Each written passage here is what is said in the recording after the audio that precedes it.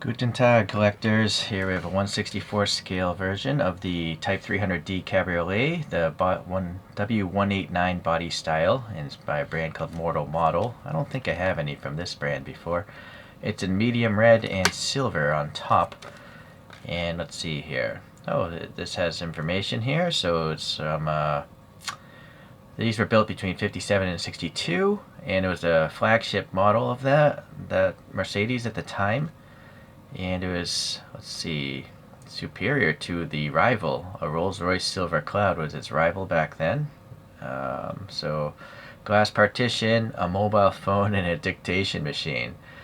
I mean, that's crazy to have a mobile phone in a car back in 1957, right? That's cutting edge stuff, right? All right, so reading some other Wikipedia stuff here. This thing had a 3-liter inline 6, making 178 horsepower.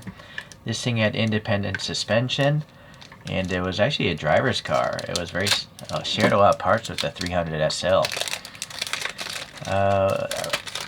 Wikipedia also says this thing was sold for 27,000 Deutschmarks, which is equivalent to 155,000 euros in today's money. So if you were able to go to a dealership and buy that for 155,000 euros, it actually seems like a good deal these days, now that top-end cars are millions of dollars, right? Okay, well, let's continue on here. Standard stuff here. We have a little card for tightness in that sleeve. Oh, mine is broken, this case. That's too bad. Yeah, I kind of wish... Well, maybe it does need the case, because it has like mirrors and maybe a sensitive Mercedes badge. But this stuff, yeah, I don't know. I'm not a fan of this because I don't want to look at a model with a big blister thing in there, but maybe there's no other way to get around it to get this stuff safely to you. So you have two roof options to put in the soft top up or the soft top down. I'm really gonna have to tear this apart, I think. It's in there too tightly.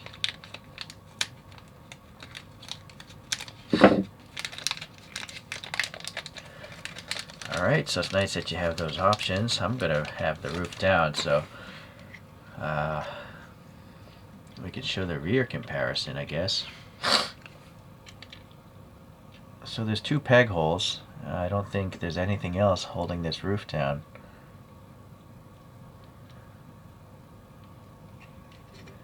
Those holes are too tight, though. You might have to scrape paint off, I'm thinking. Yeah, hold on a sec. I'll come back after I scrape some paint off. So I just went around the pegs with a hobby knife, and now it fits fine. So you're gonna have to scrape some paint off. I couldn't find an image of a real car with this paint job, but this is close, right? You got this maroon one here, so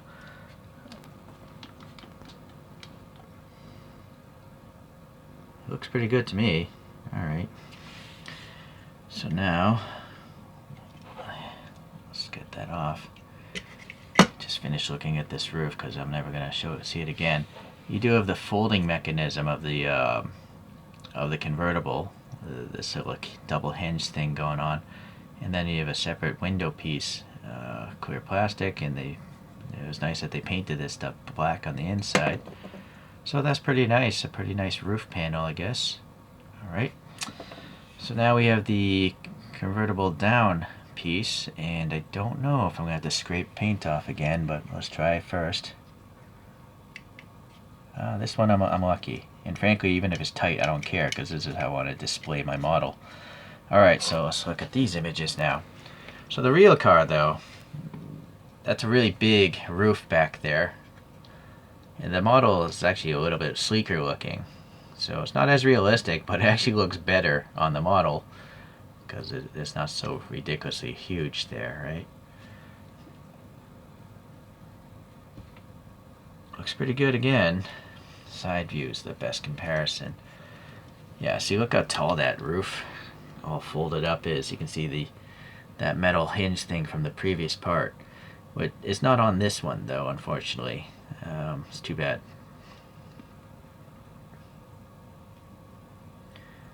Okay, yeah, chromed bumpers, big fat tires. What else? I think I had two other images to show. That's not it, though. Here's the interior. just to see how luxurious the flagship Mercedes was back in 1957. Yeah, I guess it looks nice. And then what do I have over here? So there is the colorway of this model. It just happens to be the saloon. So, okay, let's continue on with this model then. So we have a standard base, which is fine. And then we have the photo etched piece of metal here. And actually this is limited. There's 800 of this colorway, it seems. So you know what scale it is, who made it, or what brand it is, I don't know who made it. And then what the car is exactly, and then some sort of thing to convince you it's worth something. Alright, so that's cool. And then we got 2 screws holding it down. There's a very small star there, so you want to be careful handling this. And the thing is literally floating in space. Let me see. I would have to assume this would roll if that matters to you, but if you roll this around, you're going to knock that star off, so I would just leave it on the base. Yeah, it does roll. But unfortunately, I don't know if it's gappy, like the ride height. I'm pushing it up, and that is pretty gappy, which is much gappier than the real car. The real car, you don't even see the top of the tire. The top of the tire is sunken under the fender. So back here, it's much better. Yeah, this, you can't see the top of the tire. I'm not sure why they would mess up the front end so much. Yeah, it's too bad. Oh well, doesn't matter for me. This maroon paint is metallic, so it looks pretty nice to me. And then the wheel here, it's nice. It has a color matching hubcap kind of thing, and the star is printed very nicely. There's some recesses for the air passages, but they're not hollow, of course. You could add some black paint in there to make it more realistic.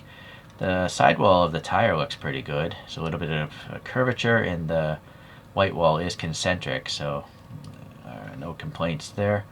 We have a nice silver rub strip here. I think it's silver paint with some sort of silver sticker, like a chrome sticker or something. See, that's obviously silver, but this is so shiny, this little rub strip. So it could be like a, I'm gonna guess it's a sticker. I don't know if you can make decals out of chrome, so I'm not sure. Panel gaps are pretty tight. The door handles are sticking out. It's painted silver nicely. Here on this side we have the fuel filler with the little bump to grab it with your finger. Looks good. I like the old school pontoon kind of fenders there. Some silver paint here. Then yeah, this is matte finish. So we have some quarter windows here with some silver paint looking alright. There's supposed to be like a hinge here. They could have added that, maybe some detail for the hinge or whatever.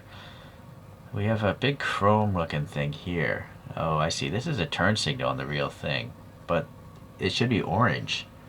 And they totally skipped the orange paint on this.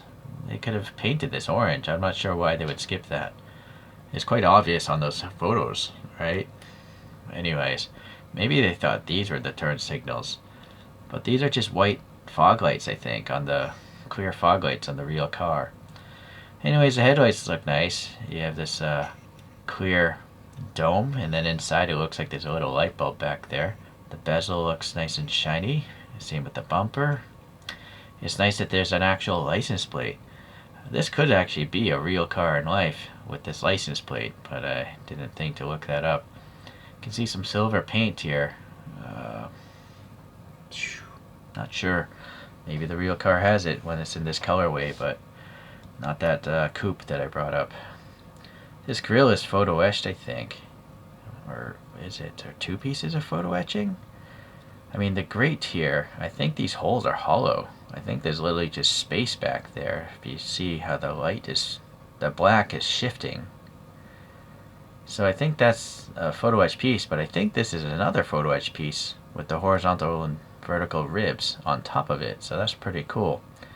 The Mercedes star looks nice there, and then yes, another photo etched star floating up there in the air. So be careful touching that thing. Yeah, the lack of orange here is such a big oversight. That's too bad. Let's go around to this side here. The mirror. Oh, there's only one mirror on this car. You would think for a flagship they could spring for 2 mirrors, but maybe no one cared back then. Safety wasn't a big concern with so few cars on the road, maybe. But anyways, it's a nicely molded mirror. Maybe this is like a stud that goes into the arm and you can swivel it. But look how low the mirror is also. That's weird. And that is accurate to the real photograph I pulled up. So, yeah. I guess maybe this is a really tall car, perhaps, in life. And maybe that's why the mirror is that low. Alright, I don't know. It's a little bit of a dullness here. Maybe it's all shiny here, but then for some reason it's really dull here. And I can't wipe it off. I have to wax this thing later. Yeah, strange. It's like a dullness in the paint. Alright, anyhow, this front wheel looks okay. That all looks good too. Yeah, just the gappiness up there is not accurate. This the door handles are painted better on this side actually. No fuel filler obviously on this side. Going to the back, we have plastic taillights, chromed plastic, and then they did add the paint for the red. And then we have these little bumperettes here. And let me switch back to my toothpick. And then we have a hand grab, a very, very tiny exhaust with a little dent with black, so it looks like a tube. The star here, so again, I don't know, some sort of foil sticker in the 300. It's interesting, I wouldn't say 300D. And then again, a license plate, which is really realistic looking. This is unexpected. It's an automatic closing trunk. Very cool.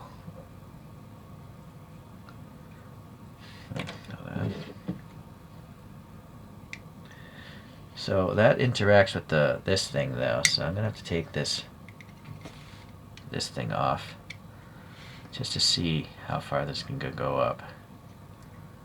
It can go up quite a bit.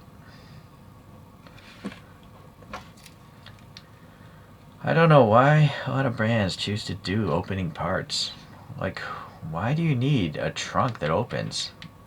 Because it's so boring in there. You know, I can understand some people want to see the engine, but why would you want to see just an empty thing?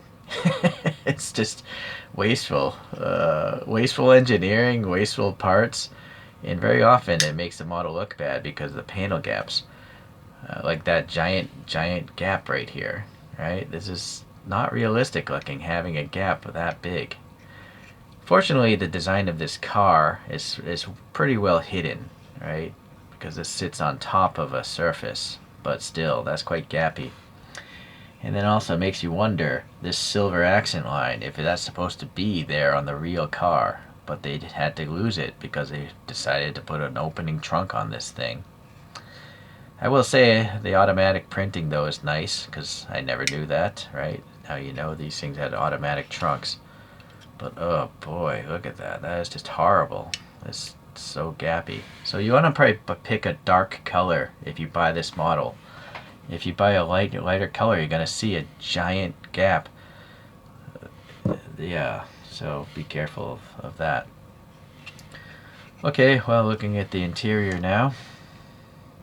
So a rear view mirror, chromed out, looks good. Some sort of sun visors painted in maroon, so that's nice. The dashboard is this brownish color. I thought it was the maroon of the outside of the car, but it actually is a brown color. Let me get in here. We're at 4x magnification. That's a really nice dashboard because you can see the black on these little silver boxes for switches. That's a central clock, it looks like. A little chrome strip on the glove box.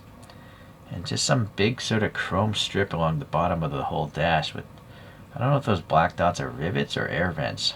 I don't know. Steering wheel looks good though. You got the Mercedes star there. And then behind it you have a speedometer gauge, I would assume. Looks pretty realistic. Some other switch on the left. Pedals kind of molded into the floorboard. Alright. So the door panels, yeah, nice to see a few colors here. Silver on the pulls and the window winders. And then the wood going along the top. Some contaminants in the interior paint. Yeah, gotta accept that. It's hard to paint things without contaminants. Okay, well, yeah, I think that's a pretty good interior. Good enough that I'm gonna leave it with the top down. If you have a bad interior though, it's nice that they give you the option to make it look like a coupe or a Well, not a coupe, a saloon or a convertible.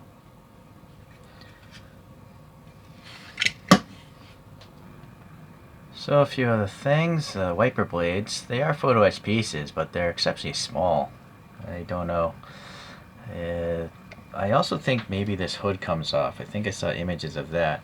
And I will say this panel gap is tight because it's a plastic hood touching a metal body. It's very, very tight. But it's very precarious because you have that Mercedes star there. So you gotta be really careful. I think this could be magnetized. Yeah, so this is a plastic piece with two magnets. Or maybe it's metal. Yeah, it's hard to say. Maybe it is metal. Yeah, the sound of it dropping sounds like it's metal. It's heavy. Alright, so that actually is a pretty detailed engine. Not bad. It does look like an inline 6. And you have some floating hoses and whatnot. So it's okay. But still, for me, I don't get excited by engines. Right? So I'd rather just have a cheaper model that doesn't have an opening hood. But I get it if some people are into this sort of thing. I guess people don't know what engines look like. Because now all modern cars just have a plastic cover covering up all the engine stuff anyways. So I guess it could be educational. Alright, well, that's nice. Let's pull out a few other die casts here. Some Schucos, there's the cheaper ones, but I guess they're okay. This is a 290 or I think that says 200D. Wish the text was bigger. And so, yeah, it does have a star. It's just not a photo etch piece, and it looks just as fragile, being plastic like that. Here's another Schuco of just a W110. I don't know what that means. I don't know if this is. Well, look at this. Here's the problem with diecast. You know, I reviewed this probably less than 3 years ago. It's all starting to pit and get paint rash. Alright, so more premium one. We have this limousine from DCM, a Pullman 600, I believe. Yeah. Thankfully, this paint still looks quite nice. Yeah, it's a little. Yeah, not bad. Okay.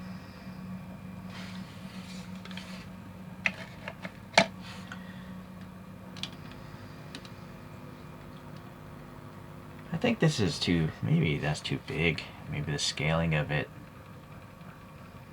Well, anyhow. Old Mercedes that aren't sports cars. Just luxury.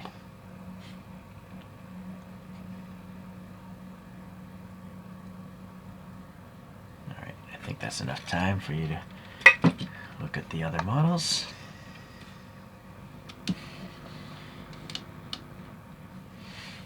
Well, I gotta say, Mortal, pretty good model, not bad. I think you could skip the trunk. I mean, that's still, the front end is fine though because there's no crazy panel gap. Some people might not like the gappiness of the front tire. It's just not realistic to the rear, like the rear is realistic. So that could have been done a little bit better, but these are minor quibbles. Oh, actually, there should be orange paint on those front turn signals. That's quite an obvious thing that's on the images and just logic. Logic knows that there are turn signals on the front end of a car. So that could have been done. I would rather have orange paint on those turn signals than that rear. Oh, hold on a second. Hold on a second. There are orange indications here. It's just that they're on the top. See the side, it looks like chrome, but look at the top. See, the orange comes into play.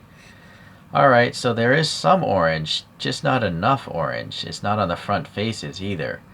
So, yeah, just a little bit more effort on those. Like, maybe this was painted orange after it's put on the model. If they just painted these pieces orange before they're put on the model, they could easily paint the whole front end orange. Because it wouldn't be touching the maroon of the model yet. So yeah, if that was just a little bit better, I would rather have that than the entire trunk opening thing. It is nice that you do get two top options, top up or top down. And I will say the painting on the models, other than the turn signals, is pretty well done. how the silver is broken up from the maroon, and also on the interior, how the wood is broken up from the leather. Pretty well painted. So good stuff. Alright, well, if you like luxurious Mercedes, I think this is a good one. Yeah, good enough. We'll see you the next time around.